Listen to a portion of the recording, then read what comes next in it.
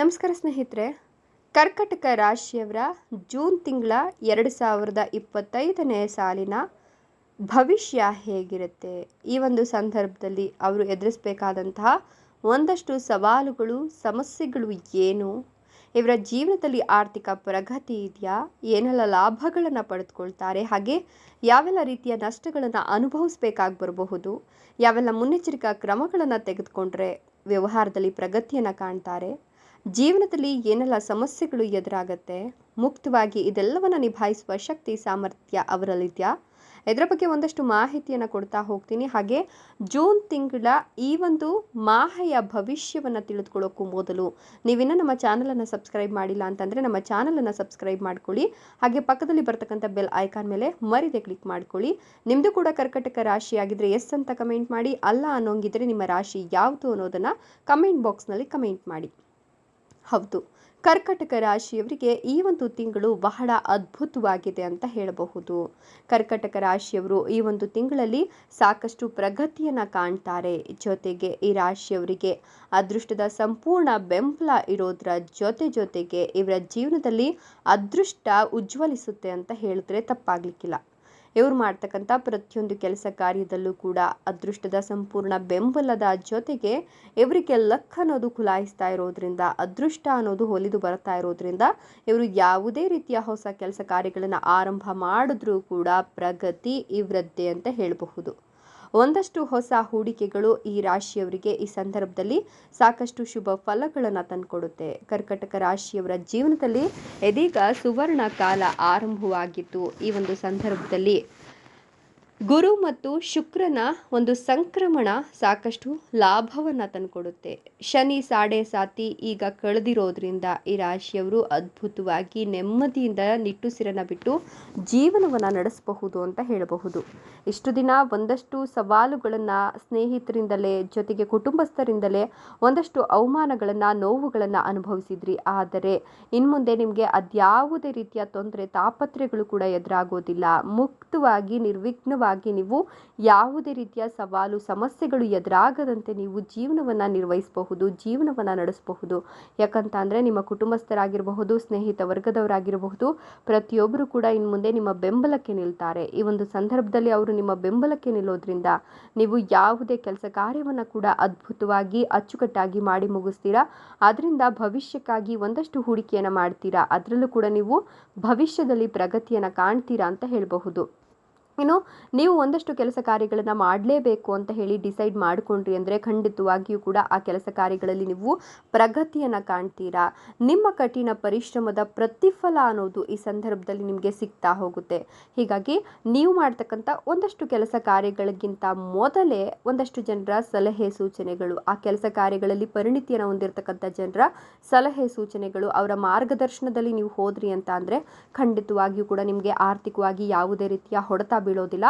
ಆರ್ಥಿಕ ಪರಿಸ್ಥಿತಿ ಮತ್ತಷ್ಟು ಹೆಚ್ಚಾಗ್ತಾ ಹೋಗುತ್ತೆ. ಇನ್ನು ಈ ಹಿಂದೆ ನೀವು ಸಾಲವನ್ನು ಪಡ್ಕೊಂಡಿದ್ರೆ ಈ ಸಂದರ್ಭದಲ್ಲಿ ಆ ಸಾಲವನ್ನು ತೀರಿಸಲಿಕ್ಕೆ ಹೊಸ ಹೊಸ ಅವಕಾಶಗಳು ಸಿಗ್ತಾ ಹೋಗುತ್ತೆ. ಅಥವಾ ಸಾಲವನ್ನು ಕೊಟ್ಟ ಹಣ ಮರಳಿ ಬರಲಿಲ್ಲ ಅಂತ ಅಂದ್ಬಿಟ್ಟು ನೀವು ಬೇಜಾರು ಮಾಡ್ಕೊಂಡಿದ್ರೆ, ಆ ಹಣ ಬರೋದೇ ಇಲ್ಲ ಅಂತ ನೀವು ಡಿಸೈಡ್ ಆಗಿದ್ರಿ ಅಂದರೆ ಖಂಡಿತವಾಗಿಯೂ ಕೂಡ ಭಯ ಬೇಡ. ಆ ಹಣ ಮತ್ತೆ ಮರಳಿ ನಿಮ್ಮ ಕೈ ಸೇರುತ್ತೆ. ಈ ಸಂದರ್ಭದಲ್ಲಿ ಆ ಹಣವನ್ನು ನೀವು ವಾಪಸ್ ಪಡೆದುಕೊಳ್ತೀರಾ. ಇದರಿಂದ ನಿಮ್ಮ ಕುಟುಂಬದಲ್ಲೂ ಕೂಡ ಸಂತಸ ಮನೆ ಮಾಡುತ್ತೆ. ಏನು ಕುಟುಂಬದಲ್ಲಿ ನೀವು ಕಳ್ಕೊಂಡಿದ್ದಂತಹ ನಂಬಿಕೆ ಈ ಸಂದರ್ಭದಲ್ಲಿ ಮತ್ತೆ ಮರುಕಳಿಸುತ್ತೆ ಅಂತ ಹೇಳಬಹುದು. ಯಾಕಂತ ಅಂದರೆ ಸ್ನೇಹಿತರು ಮತ್ತು ಫ್ರೆಂಡ್ಸ್ ಅಂತ ಹೇಳಿ ನೀವು ಒಂದಷ್ಟು ಹಣವನ್ನು ಕಳ್ಕೊಂಡಿರ್ತೀರಾ. ಅದರಿಂದ ನಿಮ್ಮ ಮನೆಯವರಿಗೂ ನಿಮಗೂ ಕೂಡ ಒಂದಷ್ಟು ಜಗಳಗಳು, ವೈಮನಸ್ಸುಗಳು ಆಗಿರುತ್ತೆ. ಬಟ್ ಪುನಃ ಆ ಹಣ ವಾಪಸ್ ಬರ್ತಿರೋದ್ರಿಂದ ನಿಮ್ಮ ಮನೆಯಲ್ಲಿ ಒಂದು ರೀತಿಯ ಸಕಾರಾತ್ಮಕ ಎನರ್ಜಿ ಶುರುವಾಗುತ್ತೆ ಅಂತ ಹೇಳಬಹುದು. ನಿಮ್ಮ ನಡುವೆ ಇದ್ದಂತಹ ವೈಮನಸ್ಸು ದೂರವಾಗಿ ನೆಮ್ಮದಿ ಇರುತ್ತೆ. ಇನ್ನು ಮಕ್ಕಳು ವಿದ್ಯಾಭ್ಯಾಸದಲ್ಲಿ ಪ್ರಗತಿಯನ್ನು ಕಾಣ್ತಾರೆ.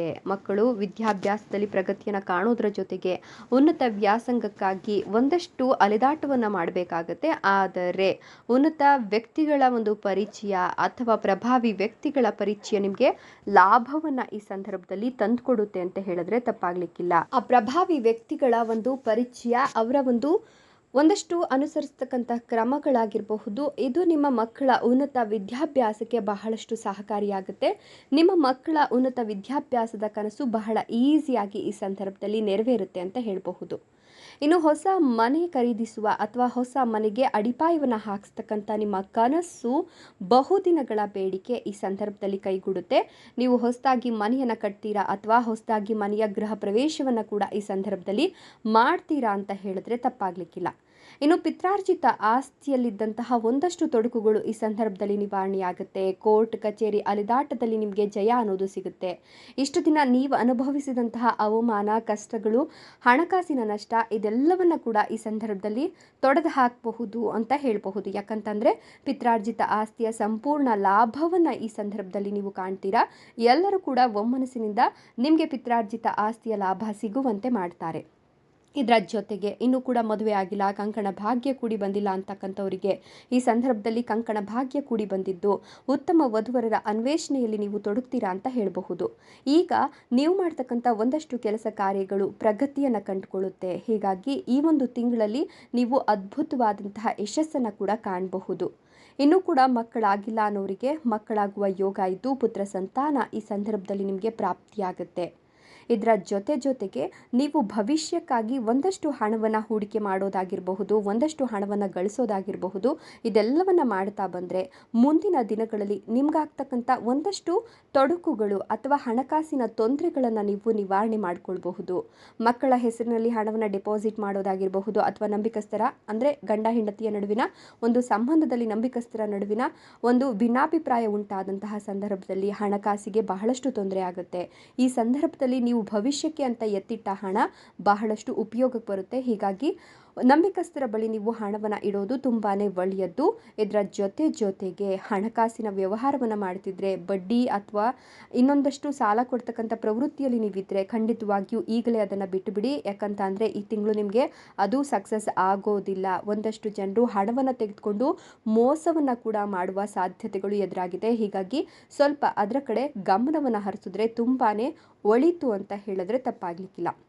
ಇನ್ನು ಈ ಒಂದು ಸಂದರ್ಭದಲ್ಲಿ ಷೇರು ಮಾರುಕಟ್ಟೆಯಲ್ಲಿ ಹೂಡಿಕೆಯನ್ನು ಮಾಡಬೇಕು ಅಂದ್ಕೊಂಡಿದ್ರೆ ಖಂಡಿತವಾಗಿಯೂ ಕೂಡ ಯೋಚಿಸಿ. ಅಂದರೆ ಒಂದು ಬಾರಿ ಅಲ್ಲ 100 ಬಾರಿ 1000 ಬಾರಿ ಯೋಚಿಸಿ ಅದರಲ್ಲಿ ನಿಮಗೆ ಯಶಸ್ಸು ಸಿಗುತ್ತಾ ಇಲ್ವಾ ಅಂತ ನೀವು ಕಂಪ್ಲೀಟಾಗಿ ಒಂದಷ್ಟು ಸರ್ಕಸ್ಸನ್ನು ಮಾಡಿದ ನಂತರವೇ ಷೇರು ಮಾರುಕಟ್ಟೆಯ ಮೇಲೆ ಹೂಡಿಕೆಯನ್ನು ನೀವು ಮಾಡಬೇಕಾಗುತ್ತೆ. ಇಲ್ಲವಾದರೆ ನಷ್ಟ ಕಟ್ಟಿಟ್ಟ ಬುದ್ಧಿ. ಈ ಸಂದರ್ಭದಲ್ಲಿ ನೀವು ಹೊಸದಾಗಿ ಉದ್ಯೋಗವನ್ನು ಸೇರಬೇಕು ಅಥವಾ ಹೊಸ ಉದ್ಯೋಗವನ್ನು ಮಾಡಬೇಕು ಅಂದ್ಕೊಂಡಿದ್ರೂ ಕೂಡ ಮಾಡಿ, ಸಾಕಷ್ಟು ಲಾಭ ಇದೆ. ಈ ಸಂದರ್ಭದಲ್ಲಿ ನೀವು ಮಾಡ್ತಕ್ಕಂಥ ಕೆಲಸ ಕಾರ್ಯಗಳು ಅತ್ಯದ್ಭುತವಾಗಿ ಪ್ರಗತಿಯನ್ನು ಕಾಣ್ತವೆ, ಲಾಭವನ್ನು ಕೂಡ ನಿಮಗೆ ತಂದುಕೊಡ್ತವೆ ಅಂತ ಹೇಳಬಹುದು. ಇದರ ಜೊತೆಗೆ ನೀವು ಇಷ್ಟು ದಿನ ಅನುಭವಿಸಿದಂತಹ ಸರ್ವ ಕಷ್ಟಗಳಿಂದಲೂ ಕೂಡ ಮುಕ್ತಿ ಅನ್ನೋದು ಸಿಗುತ್ತೆ. ಮಕ್ಕಳ ಕಡೆಯಿಂದ, ಕುಟುಂಬಸ್ಥರ ಕಡೆಯಿಂದ, ಸ್ನೇಹಿತ ವರ್ಗದವರಿಂದ ಕಂಪ್ಲೀಟಾಗಿ ನಿಮ್ಮ ಜೀವನ ಬಹಳಷ್ಟು ಸುಖಮಯವಾಗಿ ಸಾಗುತ್ತೆ ಅಂತ ಹೇಳಿದ್ರೆ ತಪ್ಪಾಗಲಿಕ್ಕಿಲ್ಲ. ಇದೆಲ್ಲವೂ ಕೂಡ ಕರ್ಕಟಕ ರಾಶಿಯವರಿಗೆ ಸಿಗ್ತಿರ್ತಕ್ಕಂಥ ಅತ್ಯದ್ಭುತವಾದಂತಹ ಸುಸಂದರ್ಭ ಅಂತ ಹೇಳಬಹುದು. ಧನ್ಯವಾದಗಳು.